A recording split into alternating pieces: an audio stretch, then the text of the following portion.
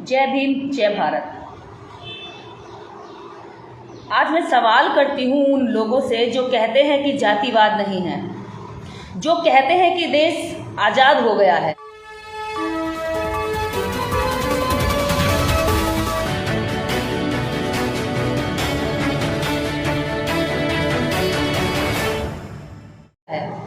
जो कहते हैं कि देश के अंदर सब समान अधिकार प्राप्त कर चुके हैं, जो कहते हैं कि आरक्षण से कुछ दलित रोजी रोटी खाने लगे हैं, जो कहते हैं कि इस देश के अंदर सब एक हैं, सारे हिंदू एक हैं। जब चुनाव आता है तो सारे हिंदू एक हो जाओ, सारे हिंदू एक हो जाओ। जब धर्म का क्रांति करनी होती है, सड़कें भरनी होती हैं, तब तुम्हें दलित याद आते हैं। जब तुम्हें गाली देनी होती है, तब तुम्हें दलित याद आते हैं।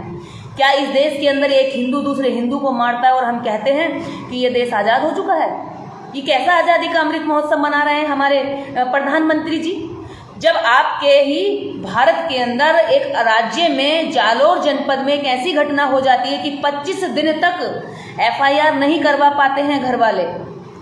बच्चे को इसलिए मार दिया जाता है कि बच्चा घड़े से पानी निकाल लेता है।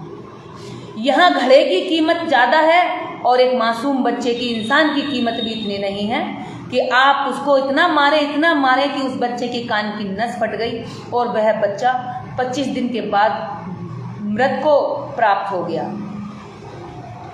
मैं सवाल करना चाहती हूँ उन लोगों से जो इनसे वोट लेना चाहते हैं। जब हाथ जोड़ते हैं, पैर पकड़ते हैं, क्या वो अब सारे नेता एकजुट होकर के इस अपराध के खिलाफ आवाज़ उठाएंगे? क्या संसद में कोई बोलेगा? क्या विधानसभा में कोई बोलेगा?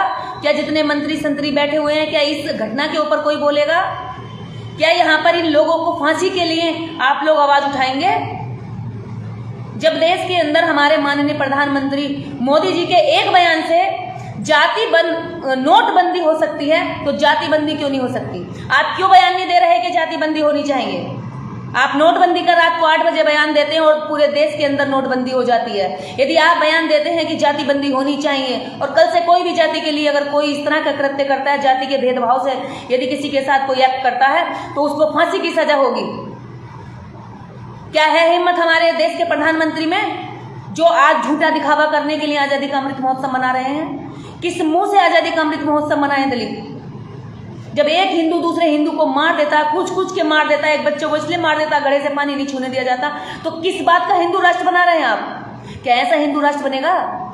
क्या यही हिंदू राष्ट्र होगा जहां देश के करोड़ों लोगों की भावनाओं को रोज आहत किया जाएगा, जहां लोगों को दिन दहाड़े मारा जाएगा, जहां मासूम बच्चों को मारा जाएगा, जहां स्कूल में मारा जाएगा? कहाँ गई वो भावना आहत गैंग? कहाँ मर गए वो भावना आहत गैंग के तिवारी, चतुर्वेदी और त्रिपाठी? कहाँ मर गए वो शर्मा वर्मा? क्यों नहीं बोल रहे आज इस आवाज पर? क्यों नहीं आवाज निकाल रहे हैं अपनी? क्यों ये अपराध हो रहे हैं उनकी नाक के नीचे? एक बयान पर आपके यहाँ भावनाएं आहत होने पर देश के अंदर मुकदमा दर्ज हो जाता है 5 मिनट के अंदर, लेकिन एक बच्चे को सताते 25 दिन हो गए, वो कान के दर्द की पीड़ा से उसको इतना मारा गया कि उसके कान की नसें फट गई, उसका अंदर ब्लडिंग हो गई। वो बच्चा रोते रोते तड़पते 25वें दिन जाकर के मर जाता है, लेकिन तुम्हारी भावनाएं आहत नहीं होती। तुम्हारी शर्म का पानी आंखों का मर चुका है। तुम्हें तब दिखाई नहीं देता जब एक बच्चे को मारा जाता है, तुम्हें तब दिखाई नहीं देता जब दलितों पर अत्याचार किया जाता है। क्या तुम्हारी भावनाएं अब कुछ हलचल कर रही हैं या मर चुकी हैं? और सबसे बड़ी बात यह, सरस्वती बाल विद्या मंदिर के इस टीचर ने यह काम किया है। माँ सरस्वती जी जो पूरे ब्रह्मांड के अंदर ज्ञान की देवी कही गई हैं इन लोगों के द्वारा, क्या माँ सरस्वती अंधी हो गई? आप अपनी आंखों पे पट्टी बांध ली है कि उस बच्चे का दर्द नहीं दिखाई दिया? क्या माँ सरस्वती की अब भावनाएं आहत नहीं हुई? एक बच्चे को मारा गया, उस परिवार को तड़पते 25 दिन हो गए अस्पतालों के चक्कर लगाते लगाते, आज इस अस्पताल, कल उस अस्पताल, परसों इस अस्पताल। लोग कह रहे हैं कि समझौता कर लो, समझौता करने में 4 लाख रुपए ले लो। मैं कहती हूं कि जिस टीचर ने मारा है इसको फांसी दो। समझौते कब तक होते रहेंगे इस तरह के अपराधों पर? कब तक हम अपना काली करतूतें इस देश के अंदर छुपाते रहेंगे? कब तक हम ये दर्शाते रहेंगे कि हम आजाद हो गए हैं? ये झूठी आजादी है। इस देश के अंदर जब करोड़ों लोगों के बीच में एक बच्चे को मारा पीटा जाता है केवल पानी का घड़ा छूने पर। एक व्यक्ति को मारा जाता है केवल घोड़ी पर बारात चढ़ाने पर। एक व्यक्ति को मारा जाता है केवल मूंछ रखने पर। एक व्यक्ति को मारा जाता है केवल जूती पहनने पर। एक व्यक्ति को मारा जाता है कि उसने राम राम नहीं करी। एक व्यक्ति को मारा जाता है कि उसने जय भीम बोल दी। एक व्यक्ति को मारा जाता है कि उसने डॉक्टर अंबेडकर की टी शर्ट पहन ली। एक महिला को मारा जाता है इसलिए कि उसने आपके खेत से घास काट ली। एक महिला का बलात्कार करते हैं इस आधार पर क्योंकि वह आपके खेत में काम करती है। हम कैसे हिंदू हैं? ये क्या हिंदू राष्ट्र बनाना चाह रहे हैं? ऐसे हिंदू राष्ट्र की कल्पना करना भी इस देश के अंदर, इस दुनिया के अंदर, इस भारत को एक शर्मनाक सोच है। ये जिस भी व्यक्ति ने ये किया है उस टीचर को फांसी की सजा होनी चाहिए। और पूरे देश के अंदर अगर तुम्हारे अंदर भावनाएं बची हैं, तुम्हारे अंदर भाव बचे हैं, अगर तुम इंसान हो, अभी तुम्हारी इंसानियत नहीं मरी है, तो इस बात की आज चतुर्वेदी, त्रिवेदी, त्रिपाठी, जितने भी तिवारी, जब एक सवाल करने पर आपकी भावनाएं आहत हो जाती है तो अपनी भावनाओं को आज फिर से आहत करो। करके तो देखो भावनाएं आहत, तुम्हें भी अच्छा लगेगा कि तुम इंसानियत के लिए लड़े। केवल कल्पनाओं के लिए लड़ते हो। इंसान की तुम्हारी नजर में कोई कीमत नहीं है, घड़े की कीमत है तुम्हारी नजर में। कल्पनाओं के पत्थरों की कीमत है तुम्हारी नजर में। झूठ की कीमत है, आडंबर की कीमत है, अंधविश्वास की कीमत है, लेकिन एक इंसान की कीमत कुछ भी नहीं है। उस भारत में रह रहे हैं जहां पर हम आजादी का 75वां अमृत महोत्सव मना रहे हैं। उसी ऊपर दिखा रहे हैं, सुंदर सुंदर आवरण कर दिया है कि आजादी का 75वां अमृत महोत्सव मनाया जा रहा है, लेकिन उसके नीचे जब झांक के देखेंगे तो बंद गुफाओं में दलितों की घुटन भरी जिंदगी है। यहाँ उस घुटन की जिंदगी को कौन देखेगा? उस घुटन की जिंदगी को कौन खत्म करेगा? उस घुटन भरे समाज के अंदर उस घुटन भरी गंदगी सोच को कौन खत्म करेगा? एक दिन में जाति खत्म हो सकती है, लेकिन आपकी मंशा जाति खत्म करने की नहीं है। आप जातियों के आधार पर शोषण करने के पागल हो गए हो। आपके अंदर दिमाग में एक ऐसा वो पागलपन पैदा हो गया है कि आप जाति के आधार पर शोषण करने में मजा प्राप्त करते हैं। आपको अच्छा लगता है, आपको प्रसन्नता होती है, आपको खुशी होती है कि हमने सता लिया, हमने मार लिया, हमने छेद लिया, हमने पीट लिया। अरे जो सदियों से दलन किए हुए लोग हैं उनको आप हिंदू का आवरण पहना करके अंदर से उनको कुचल रहे हो, उनको रोज मार रहे हो, उनको रोज छेद रहे हो। कब तक और ये चलता रहेगा?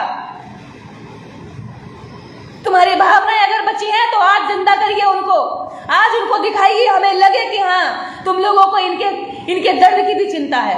वरना तुम्हारा झूठा दिखावा, झूठा आजादी, झूठे नारे और झूठा तिरंगा, घर घर तिरंगा, आप घर घर तिरंगे की बात करते हैं। आप एक बार भी बात नहीं करते कि घर घर से जाति खत्म होनी चाहिए, दिमाग दिमाग से जाति खत्म होनी चाहिए, क्योंकि आप जातियों को बनाए रखना चाहते हैं। जातियों के आधार पर आप उनका शोषण करना चाहते हैं। जातियों के आधार पर उनकी बहन बेटियों को कब्जे में करना चाहते हैं। जातियों के आधार पर उनकी जमीनें छीनना चाहते हैं। जातियों के आधार पर उनके हक हकूक की, उनके सम्मान की लूटपाट करना चाहते हैं। कब तक चलती रहेगी यह खुली लूटपाट इस देश के अंदर? कब तक और होता रहेगा ये जातियों के आधार पर लोगों को मारने का खेल? कब तक चलता रहेगा ये खुला नंगा नाच? आप मार कर भी आप में शर्म नहीं आती है।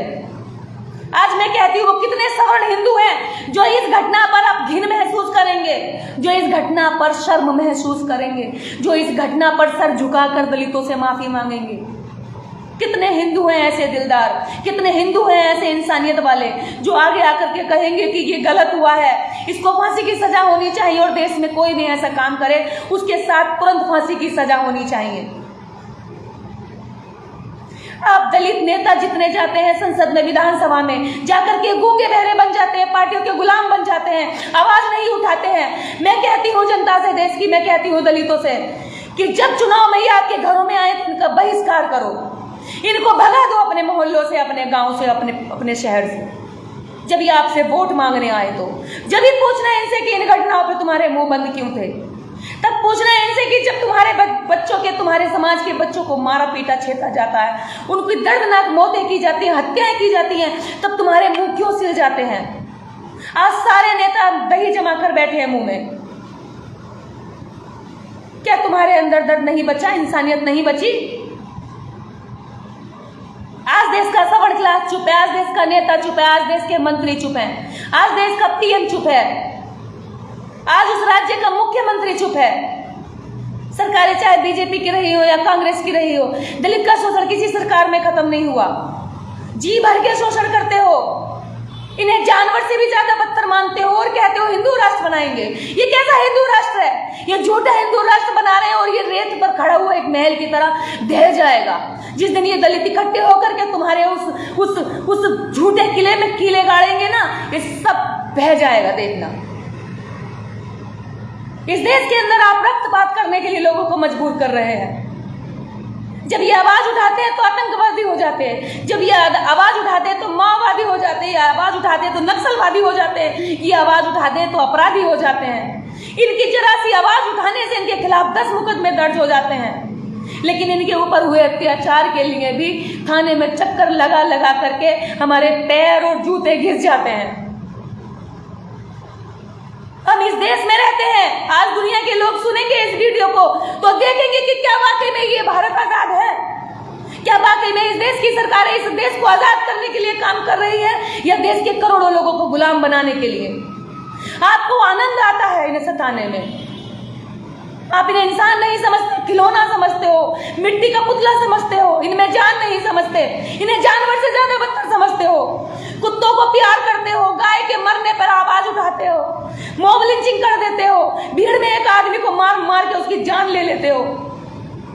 लेकिन आज आपकी भावनाओं के अंदर जरा सी भी खुशखुशाहट महसूस नहीं हो रही है। शर्म आती है मुझे इस देश के अंदर ये कहते हुए कि मैं आजाद भारत की नागरिक हूं। ये देश अभी आजाद होने में वर्षों लगेंगे इसको। जब तक इस देश में जातिवाद का जहर रहेगा तब तक इस देश में आजादी का अमृत महोत्सव मनाना पाप है। इस देश के अंदर गाय को मारना पाप होता है, लेकिन दलित को मारने पर अपराधी माफ हो जाता है। ये मेरा भारत है, मैं इस पर गर्व करनी चाहिए। करिए भारत के नागरिकों, अपने भारत पर गर्व करिए कि ये आपका भारत है। और इस भारत के अंदर एक जातिवाद का इतना सड़ान मारता हुआ, इस देश के अंदर सड़ान मारता हुआ दलितों का वो समाज भी है जहां कोई भी जाकर के उनको मार सकता है, पीट सकता है, काट सकता है, उनकी मासूम औलादों को भी नहीं बख्श सकता। तुम लोगों को शर्म नहीं आती इस देश को आजाद कहते हुए? मैं लानत भेजती हूँ हमारे प्रधानमंत्री जी को, लानत भेजती हूँ हमारे देश के उन सारे नेताओं को, लानत भेजती हूँ मैं राजस्थान के मुख्यमंत्री को कि तुम शर्म से डूब मरो। जब तुम अपने बच्चों के सर पर प्यार से हाथ फेरते हो तब तुम इस बच्चे की भी आह को महसूस करना, इस बच्चे के दर्द को भी महसूस करना। और अगर दर्द ना हो तो कहीं चिल्लू भर पानी में जाकर डूब मरना, क्योंकि तुम्हारी इंसानियत तो मर चुकी है, तुम मुर्दा हो चुके हो। तुम दिखावा करते हो, तुम नाटक करते हो, तुम्हारी थोती भावनाएं केवल और केवल कल्पनाओं पर चोट करने से हाथ होती हैं, अंधविश्वास पर चोट करने से आहत होती हैं, सवाल करने से आहत होती हैं, लेकिन एक दलित के मरने से आहत नहीं होती हैं। इससे पता चलता है कि आप कितने दोगले हो, आपके अंदर जातिवाद का जहर भरा है। देश का राष्ट्रपति दलित बना दिया जाता है दिखावे के लिए, देश का राष्ट्रपति आदिवासी बना दिया जाता है दिखावे के लिए, लेकिन क्या ये लोग शुद्धिकरण करा के सवर्ण हो गए हैं? क्या ये लोग भी शुद्धिकरण के समय अपनी जमीर को, अपनी इंसानियत को मौत की चिता पर सुला करके उन कुर्सियों पर बैठते हैं? शर्म आ रही है मुझे कि मैं इस देश की नागरिक हूं। जब मुझे गर्व होना चाहिए कि मैं आजादी का 75वां अमृत महोत्सव मनाऊंगी, उससे एक दिन पहले मैं शर्मिंदा हो रही हूं, और शर्मिंदा होइए आप सारे नागरिक भी, क्योंकि ये शर्म की बात है। आपके भारत में ये हो रहा है। आप तब तक ये नहीं सोचते कि दर्द क्या होता है जब तक आप पे खुद नहीं गुजरती। अगला बच्चा आपका हो सकता है। एक जातिवादी मानसिकता के लोग हर स्कूल में बैठे हैं, एक जातिवादी मानसिकता के लोग स्टेशन पे बैठे हैं, बस अड्डे पर बैठे हैं, बसों में बैठे हैं, सड़कों पर बैठे हैं, दुकानों में बैठे हैं, मकानों में बैठे हैं, मंदिरों में बैठे हैं, शिवालयों में बैठे हैं।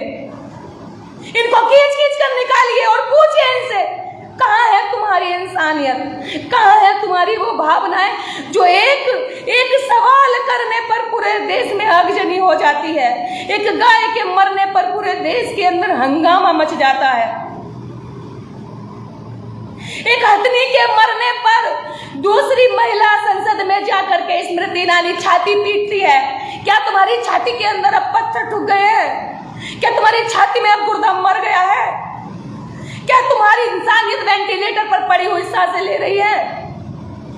क्या तुम्हें शर्म का जरा सा पानी तुम्हारी आंखों में बह रहा है? क्या इस बच्चे को तुम लौटा सकते हो? कानूनी प्रोसेस जो होगा ठीक है, होगा, उसको सजा मिलेगी, लेकिन क्या उस माँ का बच्चा उसकी गोद में वापस लौटा सकते हो, जिसने अपने बच्चे के लिए सपने देखे होंगे, जो आप सब देखते हैं, मैं भी देखती हूँ?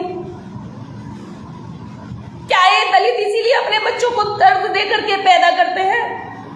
क्या इसीलिए इन बच्चों को पैदा करके पाल पोस कर बड़ा करते, सपने देख करके स्कूल भेजते हैं कि तुम स्कूल में उनको इतना मारना कि उनकी जान ले लेना? केवल इस आधार पर उस बच्चे का केवल इतना दोष था कि उसे प्यास लगी थी, ये उसका दोस्त था कि वह मटके से पानी लेने चला गया।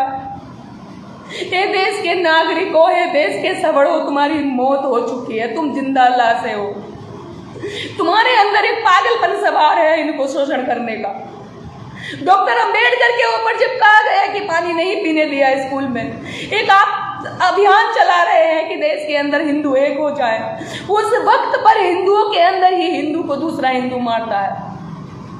इतना बड़ा नशा चढ़ा है तुम्हें, इस नशे को लेकर क्या करोगे? तुम्हारी इंसानियत नहीं रही। क्या करोगे इन जातियों को धो करके, जब तुम्हारे अंदर जिस जन्म तुमने इंसान का लिया, तुम पत्थर बन जाओ। इससे अच्छा ये देश एक दिन पत्थरों का होगा। यहाँ पत्थरों के मंदिर होंगे, यहाँ पत्थरों के पूजा करने वाले होंगे, यहाँ पत्थरों का महिमा मंडन होगा, यहाँ दिमागों को, तर्क को, विज्ञान को हत्या करने का रोज षड्यंत्र चलेगा। आज यही षड्यंत्र है कि एक दलित का बच्चा जब पानी पीता है और स्कूल में पढ़ता है तो उस बच्चे की ये सबसे बड़ा पाप और सजा हो जाती है, उसको सजा मौत सुनाई जाती है। मुझे आज शर्म है, मैं शर्म महसूस कर रही हूँ कि मेरा देश का प्रधानमंत्री आजादी का अमृत महोत्सव मना रहा है और मेरे ही इस देश के अंदर इस तरह की घटनाएं हो रही हैं। कहाँ मर गए सारे देवी देवता? कहाँ मर गई सारी शक्तियां? कहाँ मर गए सारे तंत्र मंत्र तुम्हारे? कहाँ मर गए सारे नेता? कहाँ मर गए वो भावना आहत गैंग? कहाँ मर गए वो सारे लोग जो कहते हैं देश के अंदर जातिवाद नहीं है? कहाँ मर गए वो लोग जो कहते हैं आरक्षण की वजह से घोड़ों की रेस में गधे आगे चले जाते हैं? क्या घोड़ों को जातिवाद का सहन यह करना पड़ता है? जिस तरह से तुम जिनको गधे कहते हो, जिस तरह से वो सहन करके अपनी स्कूल की शिक्षा प्राप्त करके आगे कॉलेजों तक जाते हैं। कहाँ मर गई वो सारी गैंग जो तुरंत झंडा लेकर के जगह जगह जाकर के मॉब लिंचिंग करती है? कहाँ मर गए वो सारे लोग गाय के मरने पर भावनाएं आहत करके लोगों को दिन दहाड़े सड़कों पर खुले में मार देते हैं? कहाँ मर गए वो धर्म की क्रांति करने वाले सारे कांवड़िए कबाड़िए जो सड़कों पर जाकर के सारे नियम और कानूनों को ताक पे रख करके धर्म की क्रांति कर रहे थे? आज इंसानियत की क्रांति क्यों नहीं कर रहे हैं? मुझे शर्म है कि मैं इस भारत की नागरिक हूँ, जिस भारत में एक ऐसी सहन मारता गटर बहता है जहां पर दलितों को दिन दहाड़े मारा जाता है, जहां उनके बच्चों को इस तरह से मारा जाता है कि वो पानी पी लेते। मुझे शर्म है।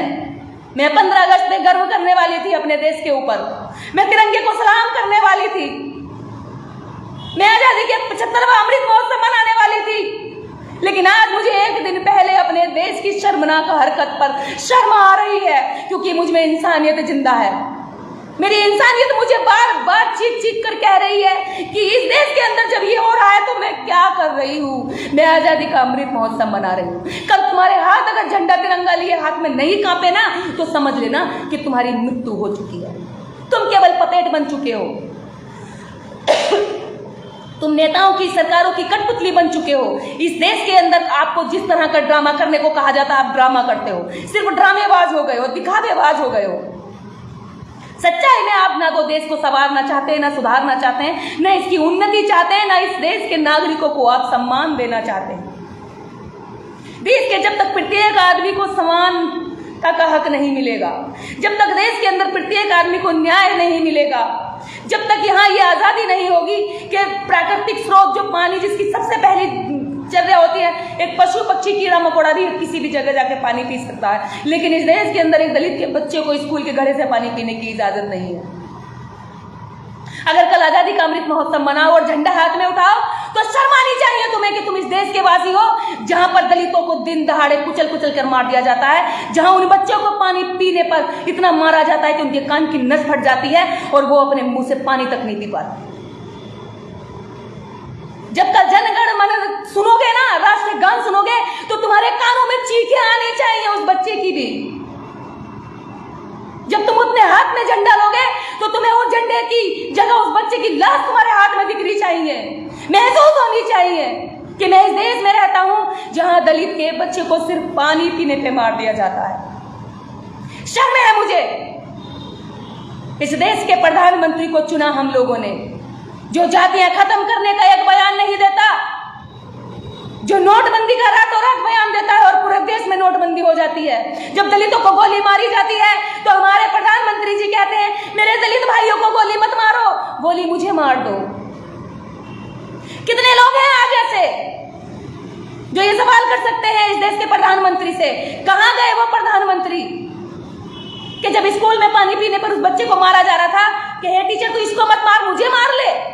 क्या यही है तुम्हारी ताकत? इसीलिए तुम्हें शक्ति पर बिठाया है कि तुम मारने के लिए देश के गद्दारों से और नमक हरामों से, जो देश के अंदर भारत के नागरिकों में भेदभाव करते हैं, उनसे डर के खुद को गोली मारने की बात करता हो इतना कमजोर प्रधानमंत्री, जो ये नहीं कह सकता कि जातियां खत्म होनी चाहिए। भले ही नोटबंदी में खत्म कर सकता है लेकिन जातियां खत्म नहीं कर सकता।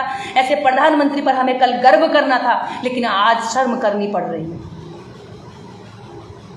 देश के प्रत्येक नागरिकों को यह सवाल उठाना चाहिए कि यह देश का कैसा आजादी महोत्सव है, ये कैसा अमृत महोत्सव है जहां पर हर दिन दलितों को छुआछूत का विष पीना पड़ता है, जहां हर दिन इस देश की महिलाओं को जातिगत शोषण का विष पीना पड़ता है। ये अमृत महोत्सव नहीं, ये विष महोत्सव है, विष महोत्सव है। अभी अमृत महोत्सव मनाने के लिए आपको देश में जातिवाद खत्म करना पड़ेगा, क्योंकि ये जातिवाद सबसे गंदा कलंक इस भारत के ऊपर है।